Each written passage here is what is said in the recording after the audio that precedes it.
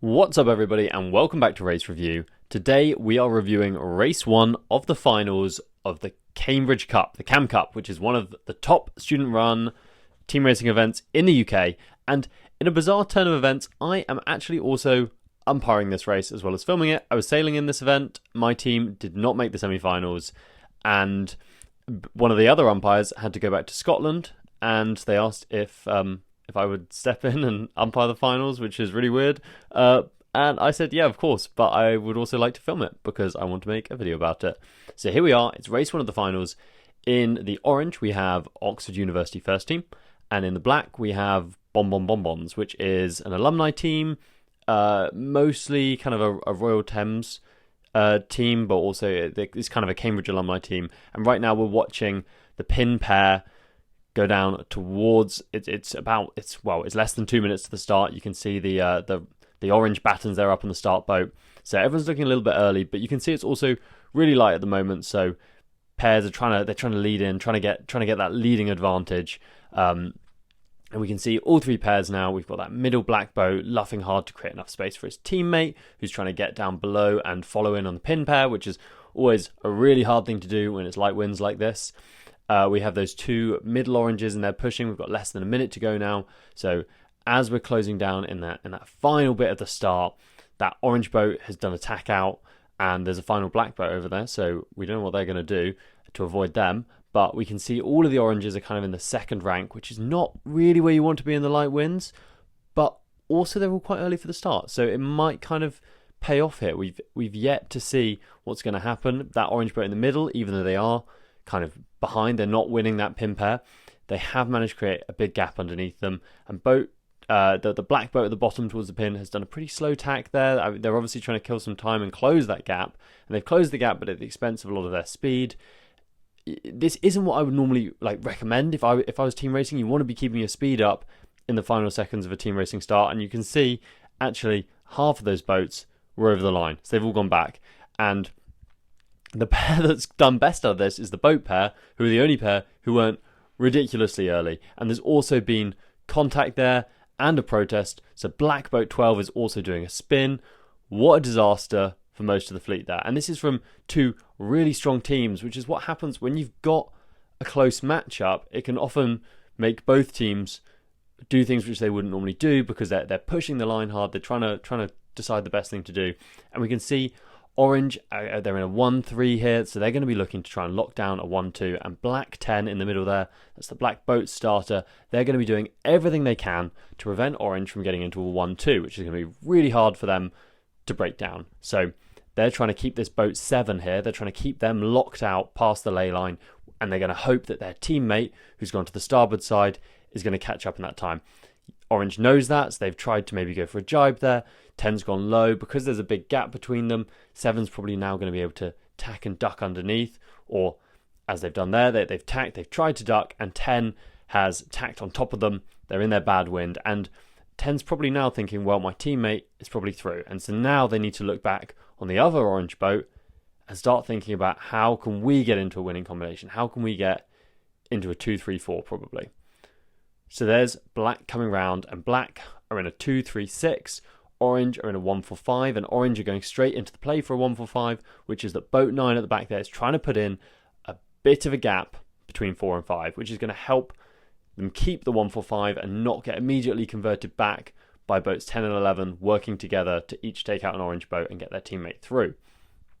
The orange boat in 1, they've sailed on a little bit. They're trying to make sure that they can definitely keep that 1. It's always tough when you're a boat that's in 1 in a 1-4-5 because you want to kind of dangle the carrot. You want those boats in 2 and 3 to have a go at chasing you, but you also don't want to be close enough that they can catch you, because if they can catch you and they can get the 1, then you've lost your combination. You've lost your winning combination. So they're trying to work out what to do. We can see this boat 7, this orange boat, they're kind of sailing into the back of a mark trap here. And boat 9 is also now catching up. Their gap hasn't been big enough and they've already caught up and we're on the top reach. So they're trying to do their own mark trap on the black boat behind them. Boat 7's gone high. They're trying to force these black boats around the mark. And everyone at this point is thinking a lot about boat speed, because is really light here. So everyone's watching out for Rule 42 penalties, and they're also trying to, as they do all these maneuvers, they don't want to stop dead in the water. They're trying to keep their speed on. So what the black boat has done there is they've gone round the outside, that black boat in 6, that orange boat in 8 has stalled out a bit, and now it looks like black have the 2, 3, 4 as long as they can hold it together. And one of the black boats has then come up and luffed boat 7 and their teammate as well. So we're going to see if one or both of them is spinning. There's been a luff in the other direction. There are a couple of different protests. We're looking to see what the flags are going to be, and we can see that out on the far side, on the right hand side of the run, of the left hand side of the course, we can see boat 9 is spinning there for the first incident, and then the second incident, I believe, was a green flag, or we didn't see a flag for it. I can't even remember what the call was from when I was umpiring, and we probably called that. We can see this orange boat 7 jibing down the right hand side. They put in a lot of jibes here. So remember, in the race, when you're umpiring, each umpire watches one different fleet of boats, and that orange boat has done about four jibes in a row there. And I was watching the black boats, and my fellow umpire was watching the orange boats, and he said, right, we've got to give that orange boat a Rule 42 penalty because they've just completely closed the gap by doing some really big jibes. So boat 7 at this point in the race right here, they've just got a Rule 42 penalty, and now they're sailing through. So this means that black at this point have a pretty nice 2, 3, 4. They're sailing it through. That orange boat 1 is thinking, well, I've got to do something now because my teammates are in that 5, 6.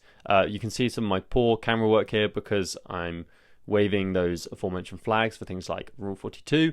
So it's quite hard to see what's going on here, but that's because I was trying to do a bit of umpiring in between all the filming, which is probably should have been focusing on the umpiring more, to be honest. But anyway, here we go, round mark 4. We've got 8. They've come down. They've done a jibe back. So I'm currently editing this video, and I've frozen it because I've noticed something important that I completely forgot when I was commentating it, and I should have remembered because it was exactly what I was doing in the race while I was umpiring. You'll notice right now, black boat 12 has a flapping jib, and they're luffing boat 8.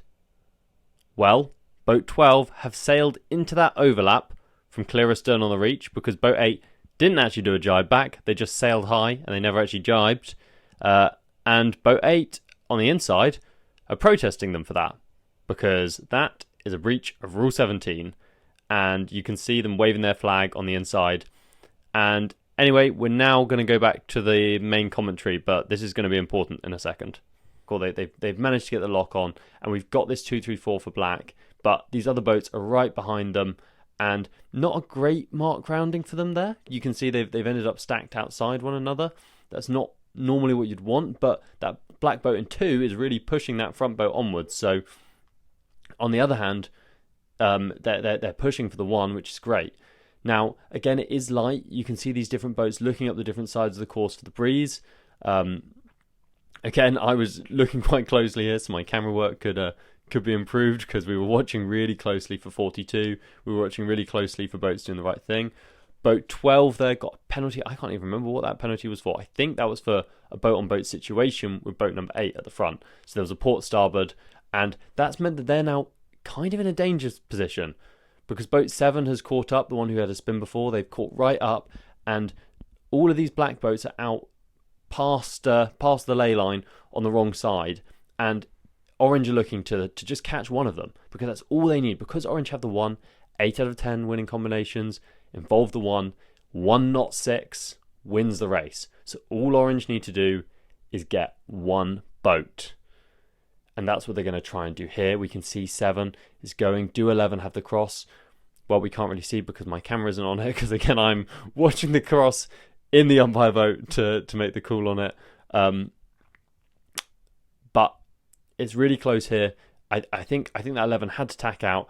And the other thing we're looking at here is we're looking for 42. And the other umpire actually gave boat 111, the black boat, they gave them a Rule 42 spin here, which I actually remember in the race, Alex, the helm of that boat, he shouted when he got the spin, he shouted, "Yep, that's completely fair," because he'd just done 2 huge tacks and had definitely gained a bit of speed out of them. So he's doing his spins, and with that, it is completely stitched up for Orange, who are actually going to end the race there in a 1-2-3 or a 1-2-4.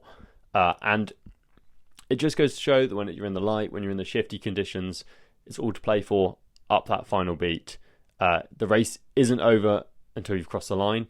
And this was also a race which really involved the umpires. A lot of 42, a lot of watching for boats exiting their manoeuvres quicker than they went in, and a very interesting one. Thanks for watching.